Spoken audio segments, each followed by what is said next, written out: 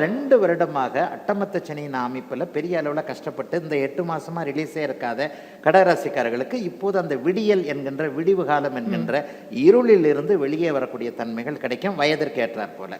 இப்போ இதில் அவங்களுக்கு ஒருத்தருக்கு வேலை போயிருக்கும், ஒருத்தருக்கு தொழில் நல்லா இருந்திருக்காது, ஒருத்தருக்கு ஏதாவது ஒரு வகையில் நம்பிக்கை துரோகம் நடந்திருக்கும், ஒருத்தருக்கு பண இழப்பு, ஒருத்தருக்கு தன்னுடைய உடல் இழப்பு, ஆரோக்கிய இழப்பு, ஒருத்தருக்கு பெரிய அளவில் மன கஷ்டம். நல்லா தான் இருக்கிறேன், அவர் இப்படி துரோகம் பண்ணிட்டு போயிட்டார், ஒருத்தருக்கு காதல் தோல்வி. வயதுக்கு ஏற்றாற் போலதான் 20 வயதுக்காரருக்கு நடக்கக்கூடிய ஒன்று 60 வயதுக்காரருக்கு நடக்கும்னு சொல்ல முடியாது. 60 வயதுக்காரருக்கு அவரை விட அவருடைய பிள்ளைங்களையோ பேரனையோ யாரையோ பெருசாயிடுச்சுன்னா அது ஒரு பாதிப்பு இதாக இருக்கும்.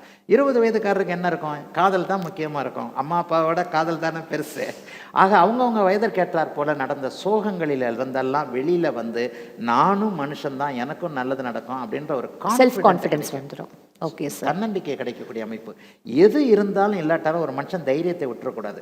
கடகராசிக்காரர்கள் கடந்த காலத்துல தைரியத்தை விட்டாங்க, இந்த வருஷம் தைரியம் திரும்ப வரப்போகுது, நல்லா இருக்க போறாங்க. அது இது அப்படி இப்படின்னு எப்படி பார்த்தாலும் இதுதான் ஹிட்டான ஆஃபர்.